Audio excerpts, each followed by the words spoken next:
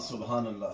رب کائنات اسی آیت کے ضمن میں بتانا چاہتا ہے کہ جہاں میں نے وسیلے کی تلاش کا، وسیلے کو اپنانے کا حکم دیا ہے، وہاں میں نے اس وسیلے کو تلاش کرنے کے راستے بھی بتا دیے. اے پروردگار کیسے تم نے راستے بتائے؟ کہا کہ آیت کو غور سے دیکھو، مجھ تک پہنچنا تیری منزل ہے اور وسیلہ تلاش کیے بغیر مجھ تک نہیں پہنچ سکتے. اور وسیلہ کیسے تلاش کریں تو میں نے اسی آیت میں بتا دیا، یا ایھا الذین آمنوا اتقوا اللہ.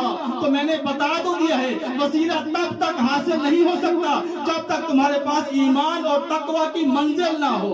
واہ واہ واہ، نعرہ حیدری. جب تک یہ دو شرطیں متحقق نہ ہوں تم مجھ تک تو کیا وسیلے تک نہیں پہنچ سکتے. کون سی دو شرطیں؟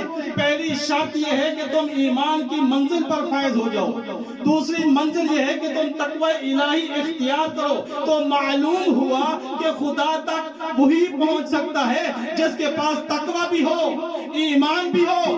اس سے یہ بھی معلوم ہو گیا جو وسیلے کا منکر ہے نہ متقی ہوتا ہے نہ مومن ہوتا ہے. واہ واہ واہ واہ واہ واہ. صلوات پڑھیے محمد بلند تر صلوات. اللهم صل علی محمد.